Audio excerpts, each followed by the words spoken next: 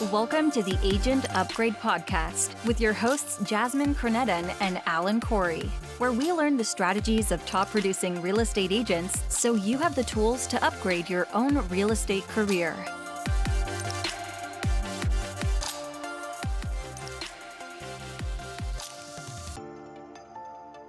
Wow, we have one of my favorite episodes ever, Jasmine, right here with Danny Burgess. He's an XP agent for the PorchlLight team in the Bay Area. And we covered so much, so many different things. And Danny had the best answer on all of it. I loved it. I feel like he had a blue collar start. He's a grinder. He started 6 years ago. He sold 2 houses the first year. And then we just go into unpacking, all the different tools and tricks that he's using to, he's going to sell over 120 million this year, I think. So he's got an amazing team, lots of really good data. It's really fast paced, and we cover just, psychology and Zillow and the markets that are changing and how to set up your team, or how to work if you're just starting out and you need a second job kind of thing. It's a wonderful episode. I'm super excited for you guys to hear it. Yeah, he had great advice if you're sort of new to real estate or you're bouncing 2 jobs until your sort of real estate career bounces, takes off. And his advice there was right on the nose, because when I started as a realtor, I was working a 9-to-5 job. I was booking the conference room for 2 hours a day, every single day. It was just on my calendar.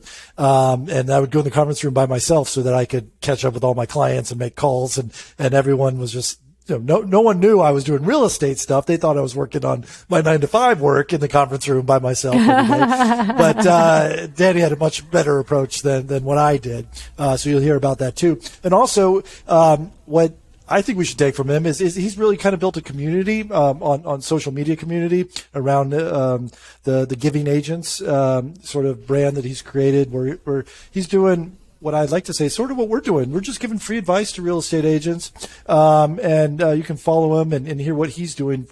And it's worth mentioning, if you're out there and you want to talk to other agents, you want to talk to the agents that are on our podcast, or you have questions for us, I'd like to make our agent podcast Facebook page sort of that water cooler, so agents can kind of talk to each other. So any real estate agent listening, please join Facebook group, the Agent Upgrade Podcast, and post your questions on there. It's all agents helping other agents. You can ask all sorts of questions, whether it's just individual, maybe just for your market, or if you just want to hear what other agents are talking about, join and listen in to the conversations. And I think this is a way to really meet other agents, build your referral basis. If you're trying to find an agent in another state or another city, come to the Agent Upgrade Podcast on Facebook and reach out and say, hey, I've got a client moving here, and maybe you guys can earn referral fees off each other. We'll set each other up for success. I love it. So follow us on Instagram, Agent Upgrade Podcast, and enjoy the show. Thanks, guys.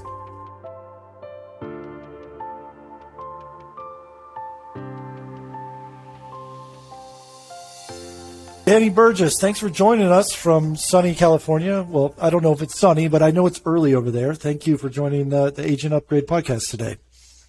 Yeah, I appreciate you guys having me. This is a fun one. Well, you are a wonderful success story for real estate agents who may be starting out right there, grinding it, hustling, struggling to get maybe their first 1 or 2 deals done. And to see what you've accomplished in 6 years is quite amazing.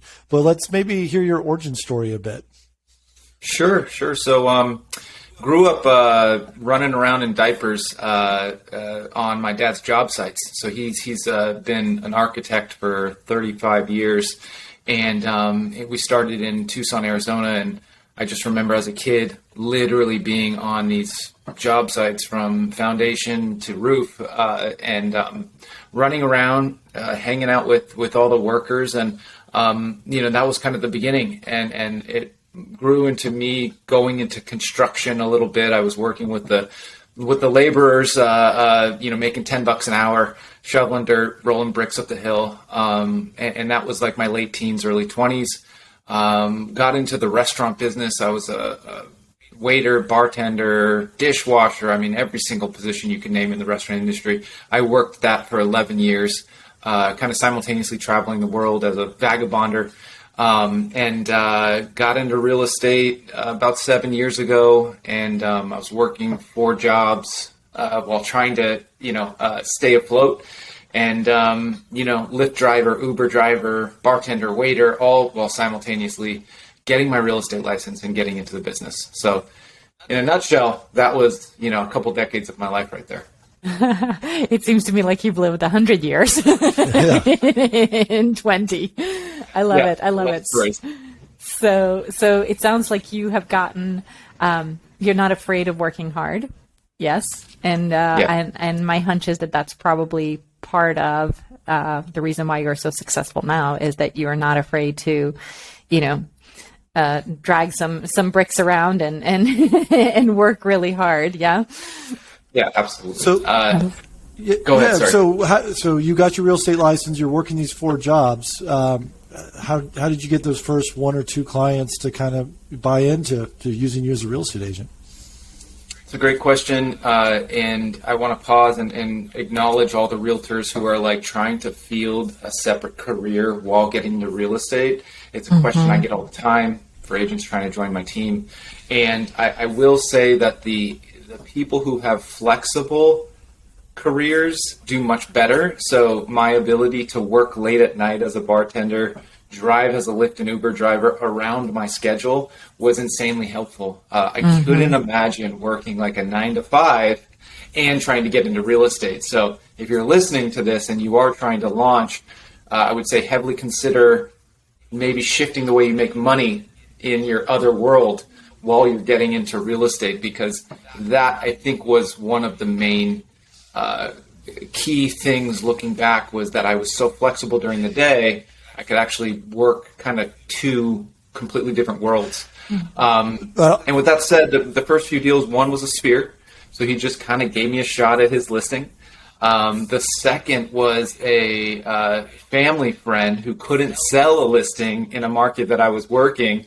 And I was actually kind of just disappointed in his marketing and what he was doing to sell the home. He was kind of, I hope he doesn't watch this, but he was kind of a lazy realtor. And I went and took over that listing. I landscaped the house completely myself for the client, cleaned the house. I mean, I did absolutely everything for them to get this listing.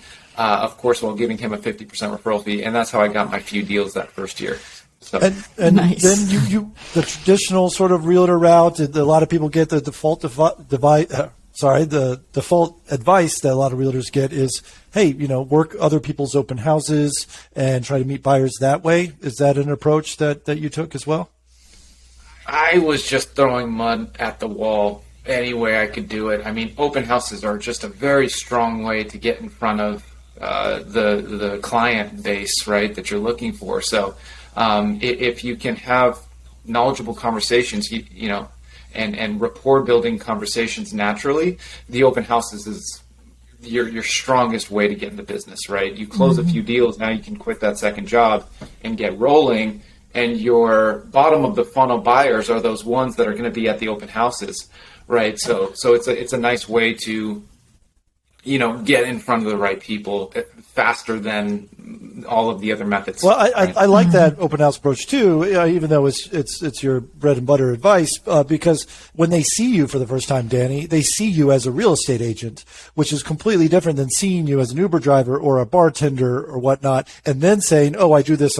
I really do real estate." That's a harder jump to kind of convince someone to see you in a different light when they see you making money somewhere else. So I think that open house, you're people walk in, oh, this guy, full-time real estate agent, successful. Oh, this must be his listing, even though it's not. Like, buyers don't have that thought process. And this is how real estate works. Okay, so Danny, help me out. Oh, I don't like this house.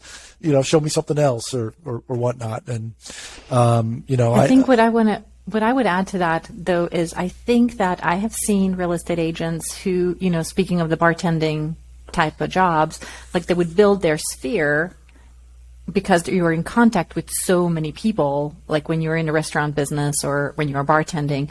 And I've seen one agent in particular, I know he was very, very good at his restaurant job, and then he kept all of his contacts. And when he made the jump to like, now I'm a real estate agent, like those were his people, right? Yeah. Like that was his wedding invitation list. These are all the people in the town that he was going to be the agent in. So it is a really good, if you're going to be doing a second job, I do feel like something where you're around people, can get their contacts, can friend them on Instagram, right?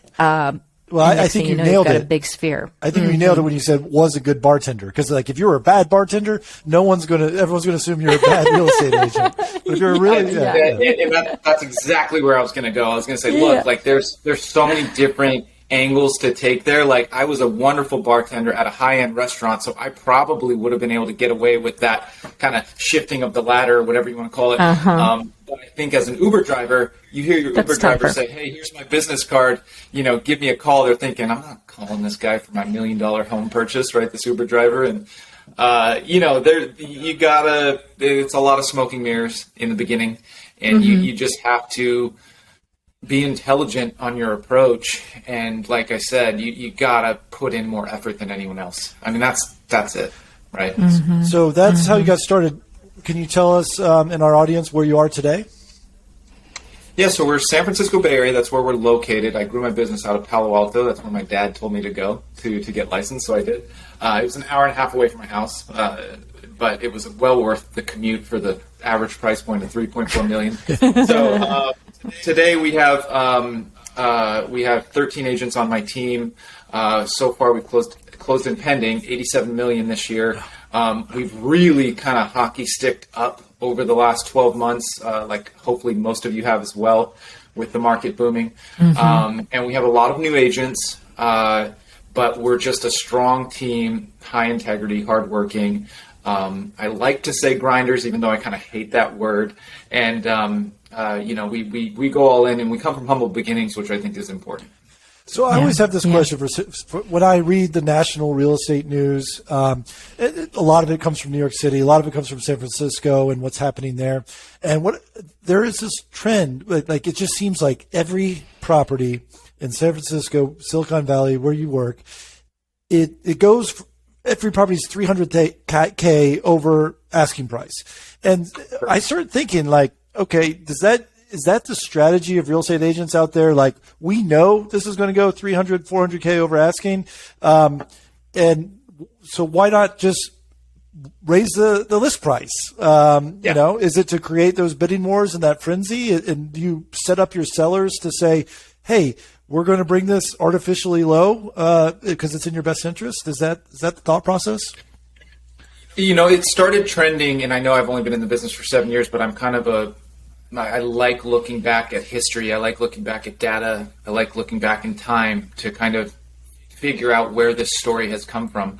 About 15 years ago, a guy that I've worked with started giving inspections up front, started giving the full disclosure package up front, including inspections, thorough inspections. Wait, to who? The buyers or to the sellers? To buyers. To buyers. So the selling party, the listing party, would do all of the diligence up front, and then they would hand the package to the buyers before they submit an offer. That. Yeah. Nice. So it makes our fallout deal, like we have no fallouts. I mean, 0 of our deals this year have fallen out of escrow because the buyers normally come in with no inspection contingency. Yep. So that gets waived. Right, so now all of a sudden you have a buyer who's waiving appraisal, waiving loan, waiving the inspection contingency, basically coming in naked. And all of a sudden now all that matters is price. And so in that same kind of era, 10 or 15 years ago, they started listing a little lower, looking for those non-contingent offers, and it became this weird thing that just took over our market. And so now what we do is we show our clients who are very high C on the disc profile, engineers, doctors, lawyers, those kinds of things, we show them the data. And we say, look, good homes in your market are selling for 10 to 15% over asking. This is where the average list price is, price per square foot, or however you want to show them that data. They're not taking their word for it. We have to fall in line with the trend. right? If we list where we think it's going to sell, all the buyers are going to think, oh man, this is going to sell for 1.6. Why would we do that? Okay. Right? So it's become this norm, this buyer mentality. They're prepared for it. Now we just have to make sure the sellers understand why we're doing it and get them on board, which is often a tough conversation. But it generally works out well for the sellers, unless you're in a shifting market. Then all of a sudden you could get caught with your hand in the cookie jar. So then you would have to take the opposite approach for your buyers, right? If someone comes with a pre-approval letter of $1.5 million, what's that conversation like in the Bay Area? Excuse me. Yeah. I mean, it's all about future. Sorry. You're coughing because 1.5 million is too low and that doesn't exist?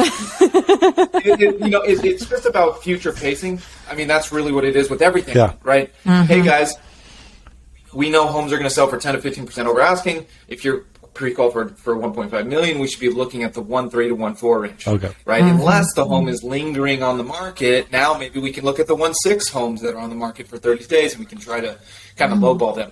I mean, that's the strategy. It also is the strategy with that whole disclosure package thing, future pacing the buyers that may be from Maryland moving to California who are used to this diligence period, saying, look, we're going to have about 48 hours to go through our diligence process and come into this negotiation non-contingent so you can spend less money and win the house. Right? Yeah. So that's the conversation. And then, sorry, go, Jasmine. No, go ahead. Mm-hmm. Okay, so is it a standard now in San Francisco where the seller provides the pre-inspection report like that? That's almost exists on every listing, not just your teams, right? Okay. Yeah. So San Francisco to San Jose down the peninsula, it's very, very common. It's becoming more common. It's spread into the East Bay and spread into other markets nearby. And I think eventually, guys, I really think eventually this is going to become something markets will all attach to, because truly there's no negotiations post ratification and no buyers fall out of escrow. I mean, there's very rare that a buyer falls out for us in our market. Sorry, I'm jumping on this, but so much, but I love it, and I think this should spread nationally. And so you have a seller, and you say, "Hey, seller, you pay for this home inspection, right?" Because typically the buyer does, but you're going to make the seller pay for it. And then there's surprises on that home inspection. Is it a similar sort of conversation where you say, fix this, and once it's fixed, we're going to go do another home inspection so we have a clean report? Or do you say, hey, we got to adjust the price because of XYZ, and I've got to disclose it? How do you navigate that conversation? I mean, it's kind of all of the above. I mean, it really depends. Like, most of the homes built in the San Francisco Bay Area were built in the 50s and 60s. Mm-hmm. Maybe 75% of it. So we all know we're going to look at perimeter foundation. We all know there's going to be hairline cracks. We all know that there's a lot of termites in Northern California, right? So we have this thing in our head where it's like, okay, I know if the Section 1 work is over this price, I'm probably going to recommend them to go bang out some of the larger items and get that down, right? And then if there's nothing major, we just disclose it. Yeah. We're like, hey, look, there's this, and this, and this. And, the old adage that we've come to love in California is disclose, not location. And we just are very thorough in our disclosures and make sure that the buyers aren't going to find anything new. And we just disclose it to them. The other side of the coin, which some agents listening to this may be thinking, well, that doesn't make sense. Our price points are significantly higher than most of the country. So when you're looking at a 25 or 50K bill on a $1.5 million house, it's a drop in the bucket compared to maybe a $200,000 house that has $20,000 or $40,000 worth of work. So it's just different. Yeah. Right. Yeah. Mm. Yeah. I mean, I feel also that, the buyers are probably maybe still going to want to have their own inspections done. Do you get that if you're on the buyer side? Like, they see an inspection, but they still want to see their own inspector go in there and double check stuff. Do you see that happening as well? Well, and this is why I preach to my market whenever I speak in front of the agents in our local market. I say, guys, make sure your inspections are thorough. Don't be the listing agent that gives buyers vague 3-page inspections, right? Make sure your inspections are very thorough, pictures included, reputable inspectors local, so they don't feel that sense of worry, right? It's not fair to then put a buyer in a position of waiving their inspections without giving them proper inspections. So that's something that I talk a lot about. But yes, buyers can still do their own inspections. We do have them sign a buyer inspection waiver, which just means, they, no matter what they do or find, whatever the outcome, it's still going to be. That's where we're at. Yeah. I'm just curious, what's the average commission percentage on a deal in the Bay Area? 5% is roughly what most listings go for. I mean, that's getting compressed down. We sign between 5 and 7% most of our listings. We have different packages. We offer a commission menu, which is kind of fun. Shout out to Gary Keller, who told us to start moving towards that route 3 years ago. Well, what's the commission menu? So commission menu is basically a range of commissions.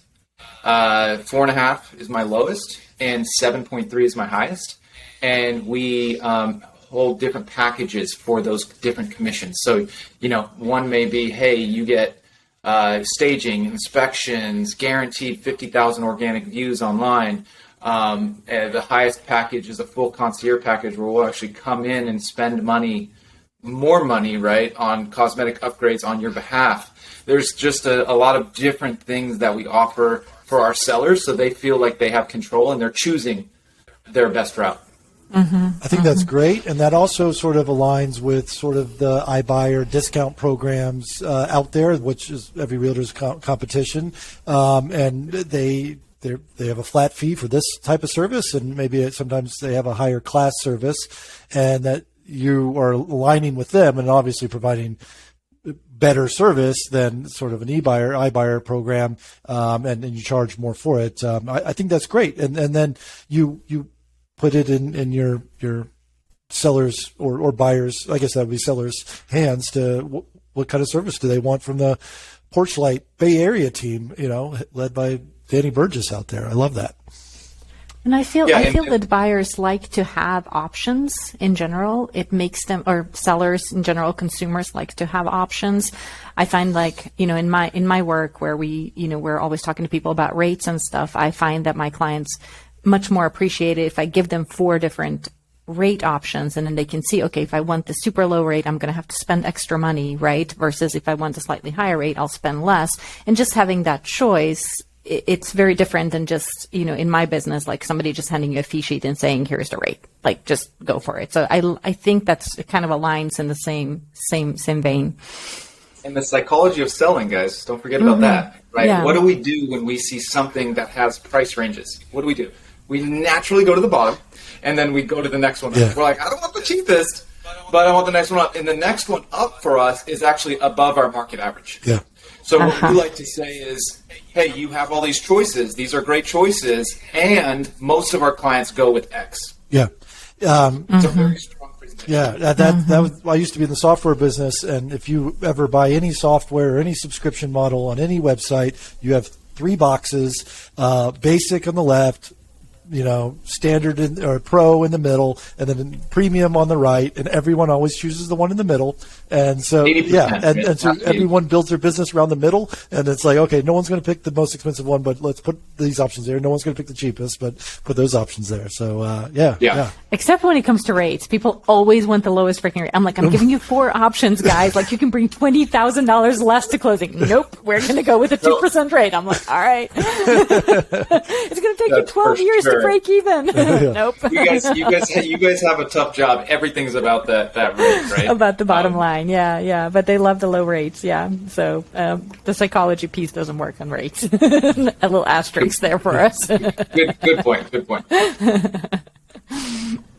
So you've got a team of how many now?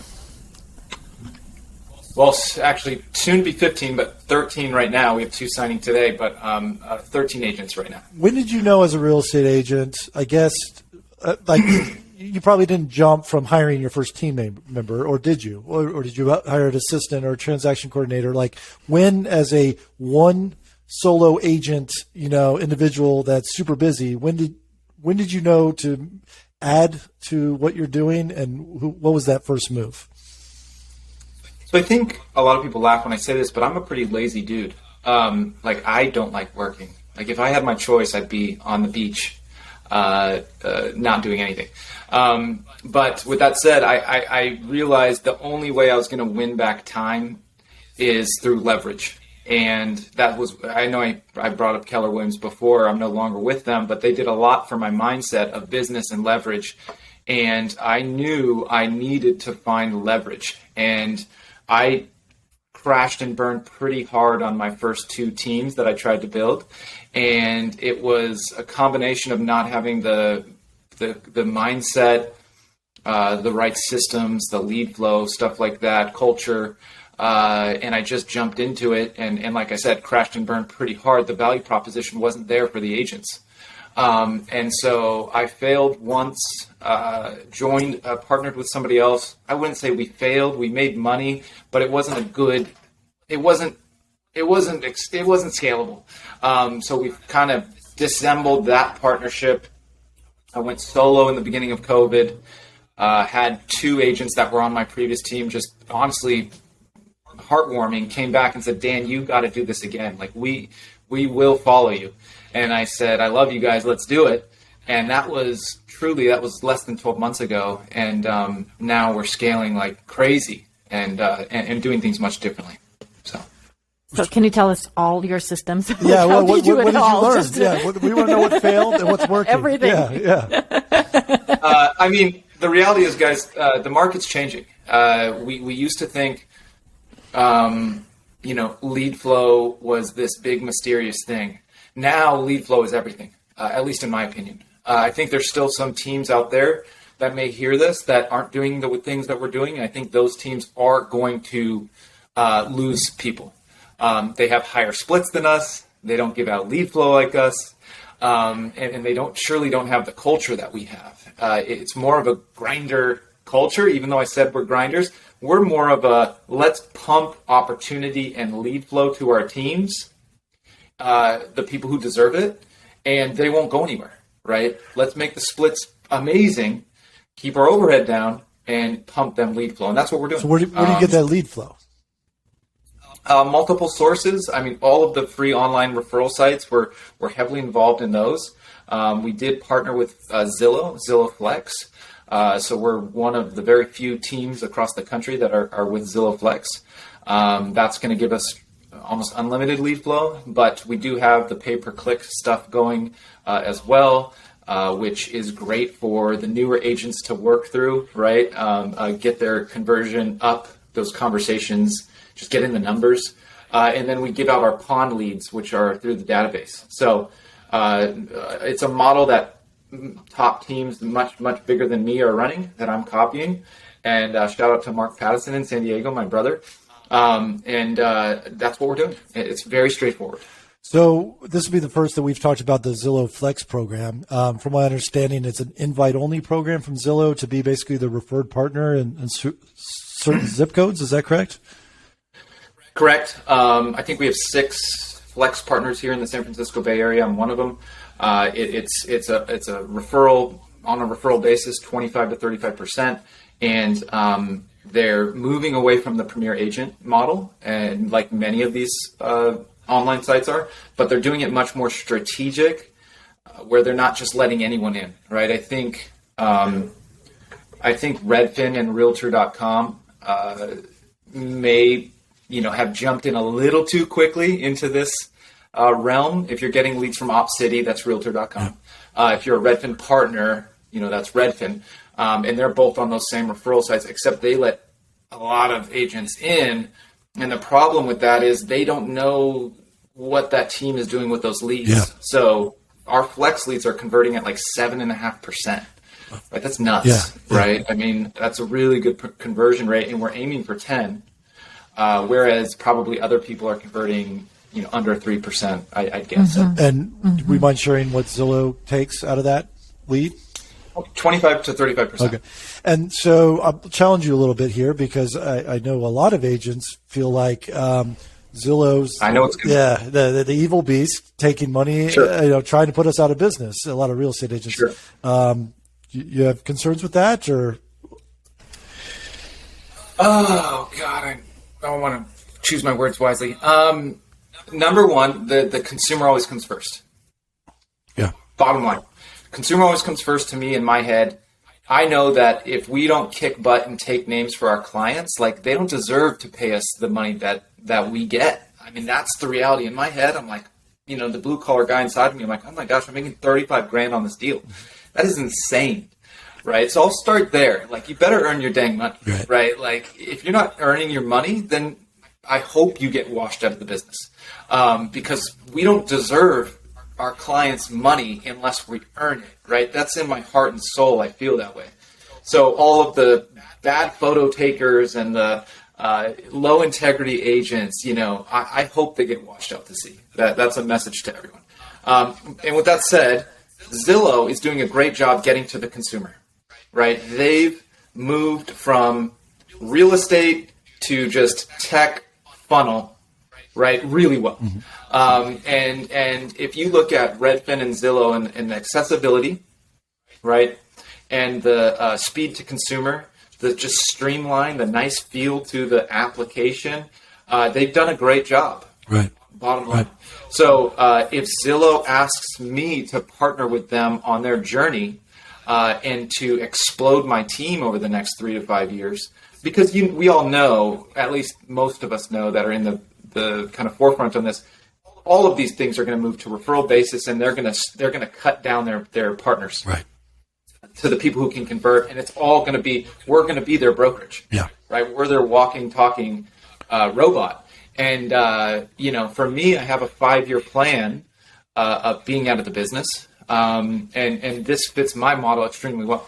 And so it sounds selfish, I'm sure, but that's, this is the things that I've set up for myself. Yeah. And I've talked to a few agents out of this who were anti Zillow, and they're like, well, I'm going to spend $2,000, $5,000. I'm going to build my own website. I'm going to do the IDX exchange. And I was like, listen, you're not going to build a website that's better than Zillow, right? And I did this through a third party when I first got started 6 or 7 years ago. Had them build a website, and it's like, what I learned quickly was anyone who's coming to my website to look for homes means they're not aware of Zillow. They're not aware of realtor.com. They're not aware of Redfin. And they were just the worst leads ever. Like, these people will never buy a house. Like, how did you come to my website over all of those, as a new agent? It's because it's your grandmother and she's trying to support you. Yeah, right. Exactly. And every single thing they were searching for was like below $100,000. And in some markets that works, not in my market, where I was, where I wanted to be. And so I had the computer programmer say, do not even, can you filter out every home under like $200,000? Because I want no one coming to my website if they're looking for a super cheap home. And then eventually I was like, I don't even need my own website, and now my URL redirects to my Zillow page. I don't pay Zillow any money, but I know that's where consumers are. That's where I have my customers write reviews, and I know they're going to put me out of business possibly one day unless you sort of do your model, which I like is, hey, let's be partners, kind of thing. I love that. Well, yeah, I have one last cherry on top of this whole thing. They are allowing us to build relationships within our market. So they are handing us relationships. Right. So yes, they're going to get 35% of that first deal, but guess where that person's going to be? Now in my database. Yeah. And I have a wonderful weekly newsletter. We do a wonderful job keeping up with our database. I'm building out an ISA department just to nurture my database. So if they pump in, 200 people to my life every month forever, that's going to do a great job building my own castle. Yeah. And if I don't keep up those relationships, then Zillow, the neighbor next door, or whoever else deserves that relationship if I'm not doing my job. Right. So the different side of the coin is thank you for the relationships. Right. So and you might help a person buy, but then you're most likely, if you're staying in touch like you are, you're going to get that sale one day too. And Zillow doesn't have to be involved in that, right? And all their friends and family, right? If we do a good job, we get referrals. Yeah, I mean, I think my story with Zillow, I got in with Zillow on the lender side, like back in 2000, back when Zillow wasn't really a thing, like 2007, 8, something like that. And there was an option where lenders could go online and people would say like, hey, I'm looking for $400,000 refi. And as a lender, you could click that you want to submit an offer. And then I would literally work up a good faith estimate and email it to, through Zillow to that client. And so I got in on Zillow really, really early. And so when we had the 2008, 2009, when the rates first came really low, I was there. I had a system in place with Zillow. And so, while a lot of other loan officers in the country were struggling, like I was closing 400 or 500 loans a year because I was on Zillow. Now, fast forward, we've got another refi boom that we've been going through. Well, guess what? All of the people that I got through Zillow, a decade plus ago are in my database, right? And so I'm still having those conversations with them. Right now, I no longer use Zillow. There was a point where literally I was spending like tens of thousands of dollars a month on Zillow, getting leads from them. But the lender space on Zillow got to be so competitive that it just got to be about the rate. And I'm like, I'm all about relationships. And it was all about like, who can do this for $200 in commission? And it just got to be, I got to a place with Zillow where I was like, I can't, like everybody on there is outsourcing to India. They've got $100 fee. I'm like, I can't literally do this anymore. So I've parted ways with Zillow since then. But to your point, a huge part of my 5,000 people database is because of all the Zillow leads that I've had from the early going. So it sounds like maybe the Zillow Flex is kind of like that kind of a product where you can really, really make a go of it, especially if you're converted at such a nice rate. Yeah, let's just pause for all the agents out there thinking, hey, let's go buy leads. Like I hear it all the time online. Should I go buy leads? I'm like, if you're a single agent, buying leads is probably not the way to go, right? Like you very likely don't have the systems and the bandwidth to keep up. So you buy 100 leads that convert at less than 5% if you're a ninja and you have all the systems in the world. What is that going to do for you as a single agent? How are you going to convert and keep up with all of those leads over time? Like it's insanity. So, for a single agent, I always say stay away from buying leads. I think it's crazy. Unless you have, unless you're working 24 hours a day to keep up with them. So what advice do you have for that single agent who's got $2,000 to spend and they want to know the best way to spend that money? I mean, I hate to say it, but there's nothing better than just picking up the phone and calling people. It's like that dialer software. Dialer software, right? You get Vulcan 7, you get Mojo, you plug in the data, and you freaking call.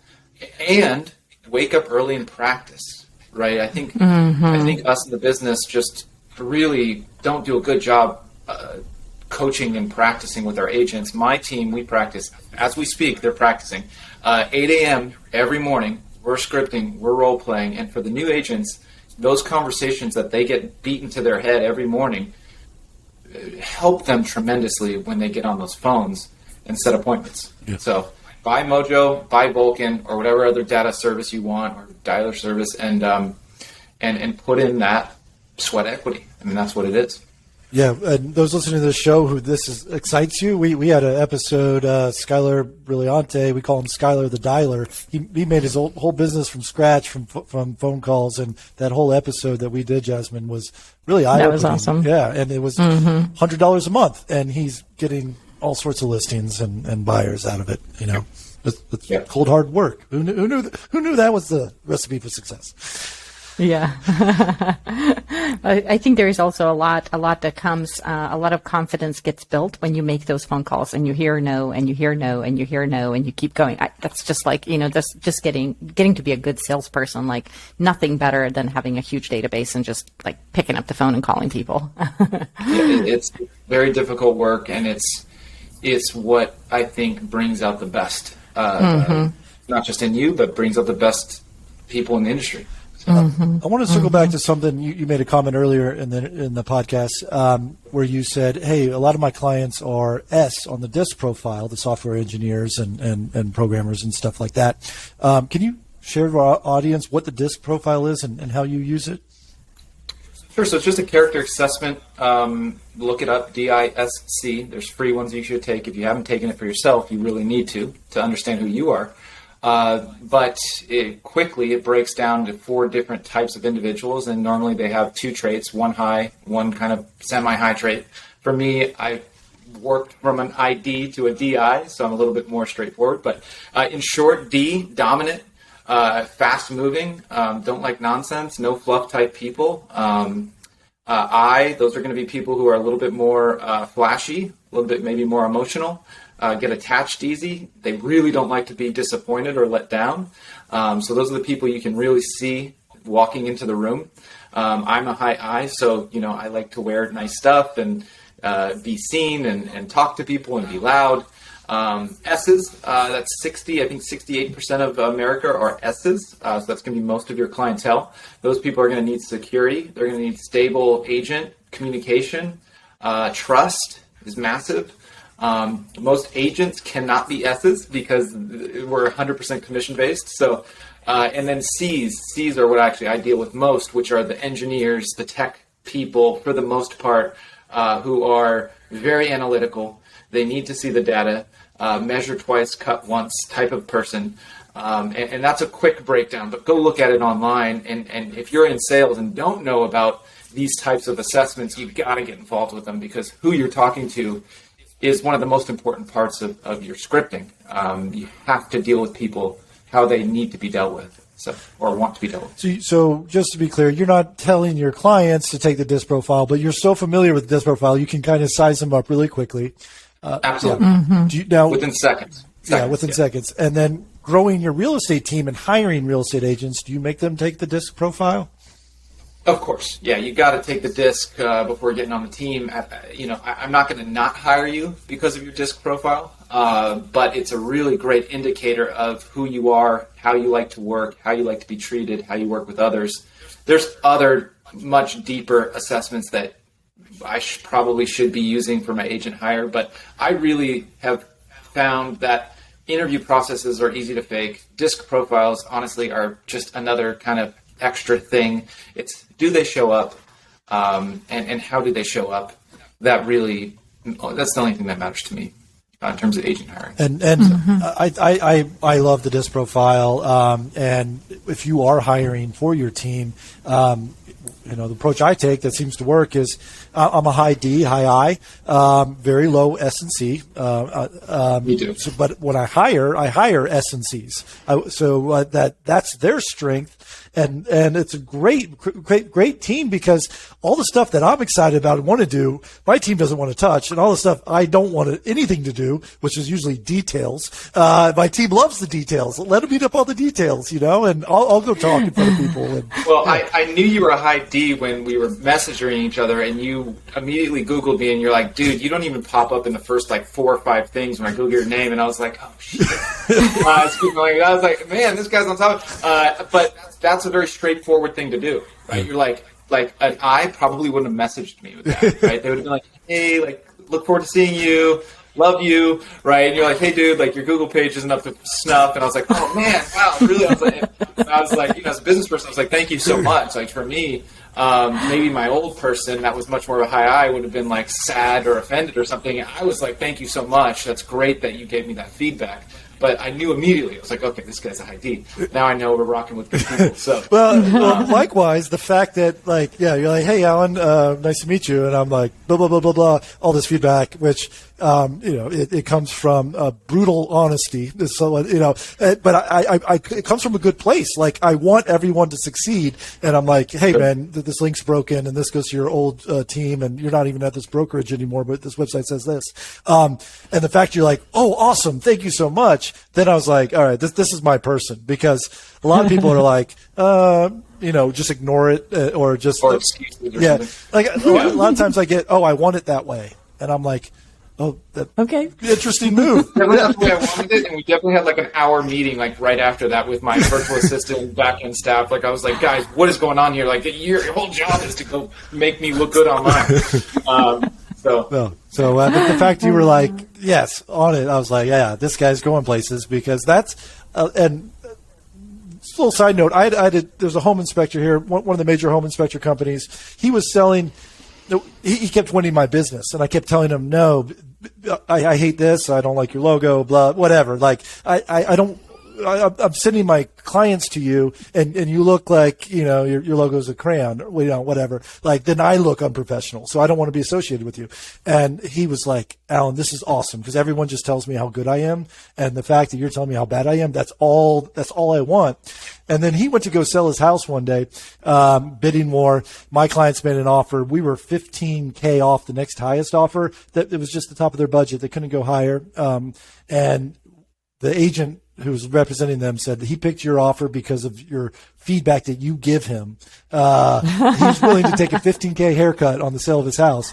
And guess what? Now I use him all the time. Now he's my number one inspector. Like, he's come around and he takes my feedback. Smart. I love it. I have a side note to that, or a similar story. I just fired my personal trainer yesterday. I told him if he ever showed up late again, I'd fire him. Yeah. And he showed up really late. And I said, I love you, buddy. Yeah. And you're fired. Yeah. Right. And I think one thing that, I keep giving up all these shout outs to Keller Williams. I love you guys. Ben Kinney, Williams, he taught me, you can't love someone like who doesn't like love themselves. Like, you can't, if they're not loving on themselves, you can't love them more than they love themselves. Right. Right. And so, like, the only way that you can give back to people is by being brutally honest. And when you're not brutally honest, you're actually giving them a big disservice. And yesterday when I fired my personal trainer, I felt so bad. But the reality is he felt worse. Yeah. Right. And what is he going to do now with that rocket fuel? It may be out of spite. It may be like, I hate that Danny guy, that POS. I'm going to show him. Right. It could be that, or it could be like, what am I doing wrong in my life where I can't even show up for my clients? Right. On time? Right. Right. Mm-hmm. And hopefully that changed his life. He's a young guy. He's 25 years old. He's going to have a great career, I think. And, moments like that, you have the decision to be the nice person and maybe not do what's best for them, or be the person that they deserve, and be real radically transparent. So. Yeah. I love that. And I think. Yeah. Yeah. I'm just going to say, I think Alan is going to make a great cranky old man. Like, he's going to be just like sitting on the beach, firing off messages to everybody. Change your damn logo. I mean, honestly, it's my mom who's impossible to please. That's who I'm turning into. I love your mom. But I love those stories. Yeah. And I love that you're a man of your word, Danny. Like, if you give someone that fair warning and you didn't follow through and you didn't fire him, then his behavior is not going to change. Mm-hmm. Mm-hmm. And he's real sad about it, because I was like helping him with his business, and like, it was a big blow to him, and so I felt awful. Yeah. But I had to do it. Well, and then step 2 is you got to look better than he's ever made you look, and then he's going to be like, oh wow, he's really upgraded. Danny's really upgraded his fitness. Yeah. I will say I did give his manager of this club. I gave him a raving review to his manager. Oh, okay, that's good. So I did. That's where my high eye came in. I was like, I'm not going to throw the guy under the bus. Like. They called me and said, what was wrong? I heard he showed up late. I was like, no. I was like, it was just a scheduling conflict on my side. All good there. And I didn't want to, force him out of business. But as an entrepreneur, he's trying to grow his own thing. He deserves that type of feedback. And a lot of people's success stories, even on the show, of successful real estate agents, they all got fired from something else, right? And so if you have someone on your team that's maybe you feel like dragging weight or something, typically firing them, as painful as it is, and you're tight in your relationship, allows them to possibly go blossom in another arena, or even with another company, or it's the wake-up call that shaking that person needed to kind of, become the person that they're meant to become. And it's interesting how a lot of our guests got fired from their day job and they became real estate agents and then kicked butt at it, kind of thing. I love Joe Daly. He always talks about radical transparency, and it's become part of my life. And it's very difficult conversations, and they suck. And my high eye, once again, really hates those conversations. But I have to believe that I love them more than I hate my discomfort. Right. And so that's part of it.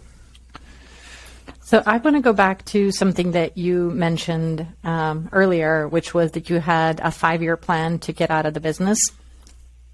Yeah. So tell us a little bit about that vision. I just want to enjoy that with you for a second. So here is the Himalayas. So my wife and I backpacked the Annapurna Circuit Trek in Nepal when we were 27 years old, something like that, almost a decade ago. We backpacked the world for 2 years straight, and it was on a shoestring budget. We had no money. I think we left the States with 29 grand, traveled for 2 years. We stopped and worked a little bit. But in short, it changed my life forever in regards to opening my eyes to the different countries around the world and living a free, no watch, no itinerary type of a lifestyle. And honestly, every day since I got back, I've been fighting to get back to that life. And I love traveling. I love helping people. Like, I love going into small villages and, doing whatever I can to bring value to them in their lives. And so it starts with that big why, is that I just want to travel and I just want to help people. That's what the big why is. And I know that showing homes at 7 p.m. on a weekday right now with a baby coming in 1 week and my 4-year-old is just not going to do it. And so the only way I can get there is by, making other people extremely wealthy underneath me. And if I can do that well and treat people well, I know that I won't have to worry about anything, and I will be able to do the beach life and win my time back. And 5 years is very conservative. I really want to be there in 2. The 5-year plan is to be completely out, but the 2-year plan is definitely to be out of sales like 100% and be able to be more remote, do more coaching, which then leverages time and allows me to be anywhere. So that's where I'm going. Alan's basically, a couple of years ahead of me. Basically, he's like, I have the podcast. I was like, I'm creating a podcast. Wrote this book. I was like, wait, I want to write a book. So I'm basically running right behind this guy. We're all in our own race. And for me, I'm honored and humbled just to be where I am. So, speak about the Giving Agents and your program there. Sure. So the Giving Agents is just recently created. My philosophy is just open book philosophy. If you look at my Instagram, The Giving Agents, everything that I do in my business, I'm wide open. You could say, Dan, how much did you pay in taxes this year? And I'd say X. I don't know what it is yet. Ask my CPA. But, whatever I have, I'm open to giving. And I feel like that's how our industry should be. I feel like the more agents I talk to, the more I realize most aren't like that still. And I think it's crazy. I'm like, why wouldn't your brokerage or the people within your brokerage share their listing consultation, their buyer packet, share what they're doing well? So the whole philosophy is, number one, just giving back to the industry. And number two, how do we live the most fulfilled life while living in such a chaotic industry? So I want this to be something that people can tap into and say, wow, there's a better way to do this where I don't have to work 70 hours a week, where I can spend time with my family. Right, because I had to go to the hospital because I was so overwhelmed with stress and work. Like, literally, I thought I was having a heart attack. And I just don't want people to get there in this business. I just want them to stand on the shoulders of giants and say, hey, there's a better way. Let's do it this way so you can have a life. So just for people listening, first you run the PorchlLight Bay Area Team, and then separately the Giving Agents is sort of like a coaching program? Is that what you would call it? Or I don't want to call it a coaching program. I mean, I am opening a podcast called The Giving Agents. I do have my Instagram handle as The Giving Agents. It's just a place where I have a 28,000 followers on Facebook called The Giving Agents. It's just a mastermind group.